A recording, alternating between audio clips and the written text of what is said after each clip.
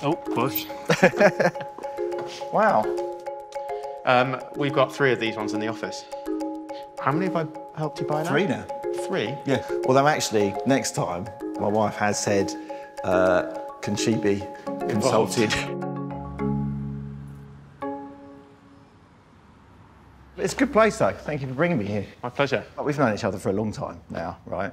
10 years? And it's about 10 years. I'm just thinking about the growth that your business has seen. First time we met, you had like 20 odd people. You're now pushing 400, maybe even over that. Yeah. With growing a business that quickly, how do you retain culture? For me, an agency is nothing more than its culture.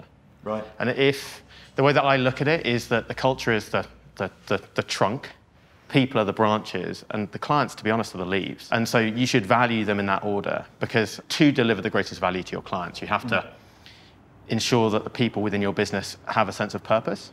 If you have a sense of purpose, that you're doing the right thing, you give people freedom and support them as individuals, and you make sure that you've got an environment that is highly inclusive of everyone's views and opinions, and you care about the person as the key principle. It allows people an environment within which they can flourish. And if you support that, you create a community, and that sense of community is full of citizens and not residents. The standard attrition in the industry is 32%.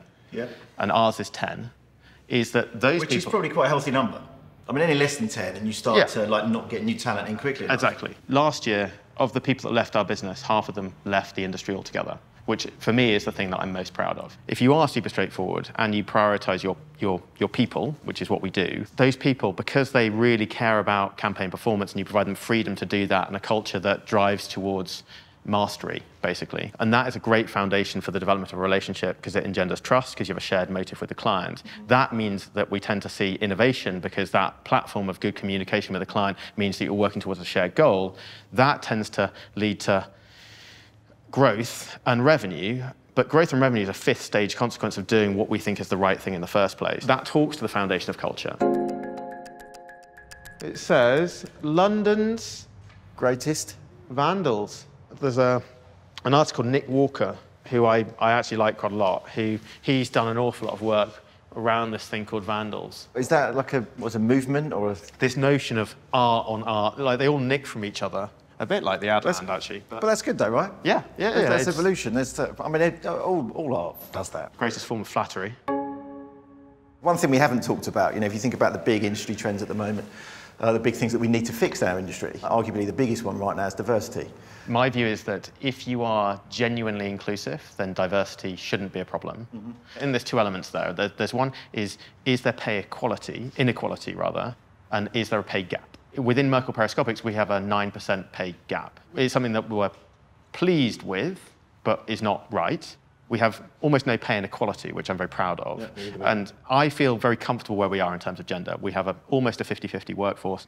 We are recruiting more senior talent to support the fact that as we grow, we need to even out our pyramid. Yep. And we need to have lots of different perspectives, because one of the issues that we have had historically from a diverse thought perspective is if you do always look inward and recruit organically, you can learn from the industry. Totally. And a lot of the people that we've recently recruited who come from industry have been enormously valuable to our business. Yeah.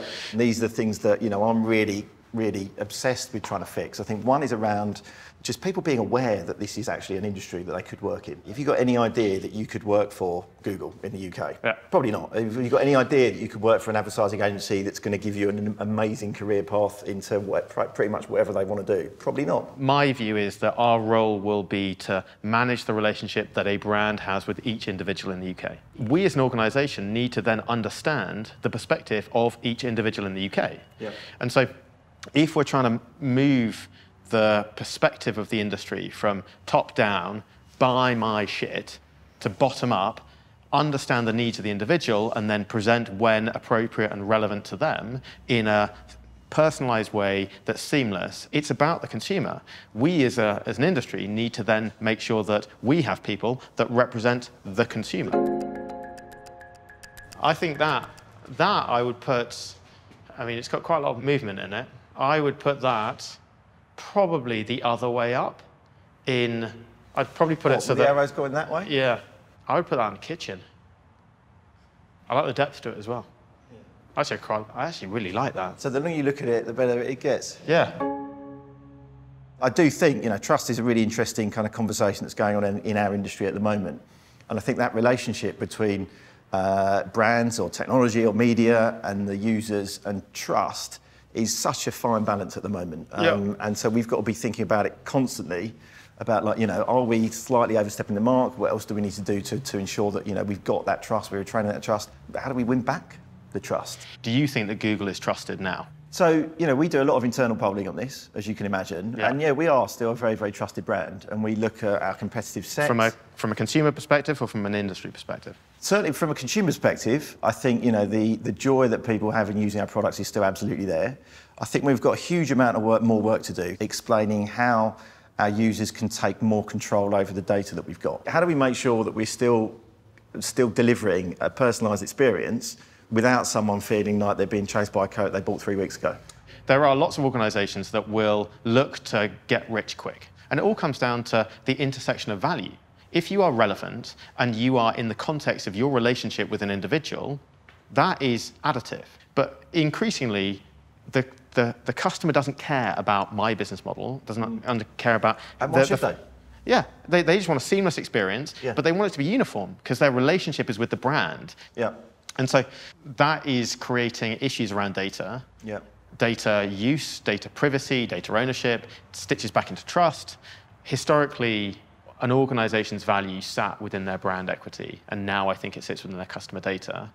And if you have to treat your customer in respect in the same way you would do in any relationship, in the relationship that I have with my wife, the relationship that I have with you, the relationship I have with my team, the relationship I have with my clients, that actually is honourable and done with integrity, then you should have nothing to fear. I quite like Jason's stuff. Yeah. But it's French guy, he's Spanish. It looked great in a kid's bedroom. Oh, yeah. That's quite punchy for a kid's bedroom. I would go for like Quentin Blake or something for a kid's bedroom. I just wanted to get your take on what makes a good partnership, because we don't always get everything right. No.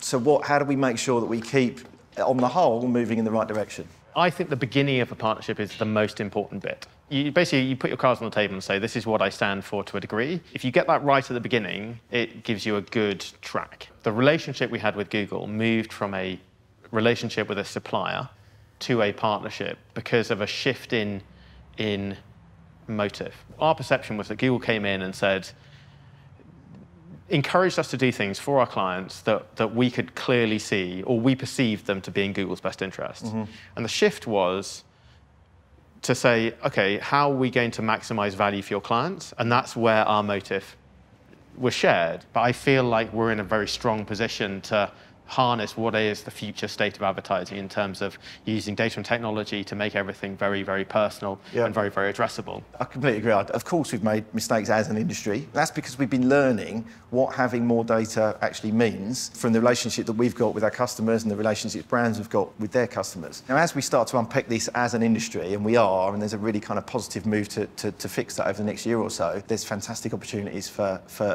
building that kind of one-to-one personalised communication with users in a way that we've never done before, which adds value to their lives. That we're both very, very positive about where this industry can go, but there's a huge amount of work that we all need to do together to get there.